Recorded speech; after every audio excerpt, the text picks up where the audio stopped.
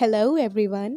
आज हम लोग पढ़ेंगे Miss Brill, written by Katherine Mansfield. ये स्टोरी शुरू होती है मिस ब्रिल से, जो कि इस स्टोरी की मेन हीरोइन है। स्प्रिंग का वेदर चल रहा है और ये मिस ब्रिल एक पब्लिक पार्क में बैठी हुई हैं और अपने ही कोट से बातें कर रही हैं। इनका कोट बहुत ही ज़्यादा लॉन्ग है और इनके कोट में फर लगे हुए हैं और ये अपने कोट से बातें कर रही हैं। इनको ऐसा लगता है कि कोट भी इनसे बातें कर रहा है। इससे पता लगता है कि ये अपनी लाइफ में कितना ज़्यादा अकेला महसूस करती हैं। मिस ब्रिल एवरी संडे, हर संडे उस पब्लिक पार्क में जाती हैं और वहाँ पर इनकी एक फिक्स सीट होती है जहाँ पर ये बैठती हैं और लोगों को नोटिस करती हैं। अब क्या होता है कि अचानक से वहाँ पर उस पब्लिक पार्क में एक बूढ़ा कपल आता है और वो मिस ब्रिल के ठीक सामने एक सीट में वो कपल बैठ जाता है और दोनों शांत एकदम बैठे हुए होते हैं।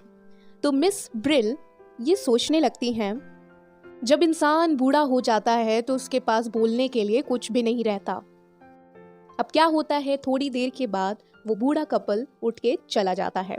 अब वहां पर एक यंग कपल आते हैं और वहीं पे उसी सीट में वो बैठ जाते हैं। अब मिस ब्रिल उनकी बातों को ध्यान से सुनती हैं। उनको ऐसा लगता है ये जो कपल आए हैं वो कुछ ना कुछ इंटरेस्टिंग बातें करेंगे ज़रूर, क्योंकि ये यंग हैं। मिस ब्रिल उनके कपड़ों को देखने लगती है, क्योंकि ये हर कोई के कपड़ों को देखती हैं और उनका स्टैंडर्ड को पहचान लेती हैं। तो मिस ब्रिल उस कपल के कपड़ों को देखने लगती हैं और साथ ही साथ उनकी बातों को सुनने लगती हैं। वो कपल्स ज़्यादा बातचीत नहीं करते और वो उठ के चले जाते हैं। अब क्या होता है, वहाँ पे एक बूढ़ा इंसान आता है और बूढ़ा इंसान के आसपास बहुत ढेर सारी लड़कियाँ, यंग लड़कियाँ होती हैं। तो मिस ब्रिल ये देखती हैं और सोचने लगती हैं। वो ये सोचती हैं, इस दुनिया में हम सभी लोग एक एक्टर हैं और आसमान जो है वो एक स्टेज है। इस पूरी दुनिया में हम लोग के जैसे बहुत लोग हैं और वो अपनी लाइफ में एक्टिंग कर रहे हैं और आसमान स्टेज है। ऑडियंस भी वही है और एक्टर भी वही हैं। इससे पता चलता है मिस ब्रिल की इमेजिनेशन पावर कितनी ज़्यादा स्ट्रॉन्ग है कि सब लोग अपनी लाइफ में उनको जो रोल मिला है वो प्ले कर रहे हैं। अब क्या होता है, एक यंग कपल फिर से आता है और फिर से उसी सीट में बैठता है। मिस ब्रिल उस लड़की के कोट को देखने लगती हैं, उनके कपड़ों को देखने लगती हैं। फिर वो उनकी बातों को सुनती हैं तो उनको लड़की की आवाज़ सुनाई देती है कि लड़का लड़की से कुछ कह रहा है और लड़की मना कर रही है।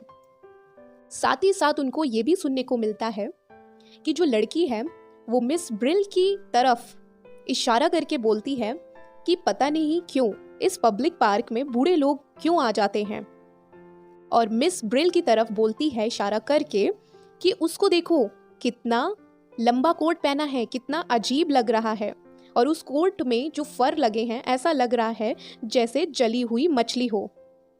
और वो लड़की बहुत ही ज़्यादा मजाक उड़ाती है मिस ब्रिल का और साथ ही साथ वो लड़का भी हंसने लगता है, वो लड़की भी हंसने लगती है। दोनों जन मजाक उड़ाकर मिस ब्रिल के ऊपर हंसने लगते हैं।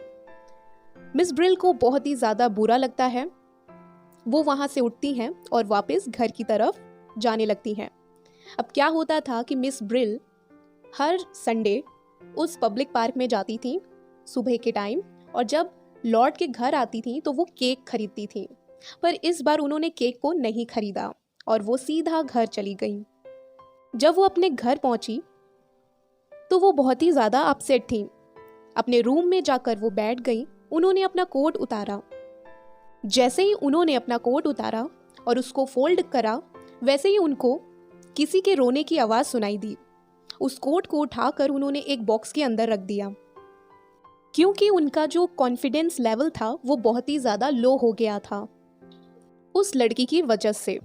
क्योंकि उस लड़की ने उनके कोट के तरफ इशारा करके बोला था कि इनका कोट ऐसा लगता है जैसे जली हुई मछली। तो उनका जो कॉन्फिडेंस था, जो उनको ये कोट बहुत ही अच्छा लगता था, अब उनको ये कोट बहुत ही ज़्यादा बुरा लगने लगा, क्योंकि जो लड़की ने इशारा करके बोला था कोट की तरफ, उसी नज़रिए से मिस ब्रिल उस कोट को देखने लगी थी। और वो जो रोने की आवाज़ थी वो मिस ब्रिल की थी। जी हाँ, जब वो अपने कोट को बॉक्स के अंदर रख रही थी तब वो रो रही थी, क्योंकि उनको बहुत ही ज़्यादा बुरा लगा था। उन्होंने ठान लिया था कि अब ये रूम से नहीं निकलेंगी और ना ही किसी से बात करेंगी अब। यहीं पे ये स्टोरी फिनिश होती है। आई होप कि आपको ये शॉर्ट स्टोरी पसंद आई होगी।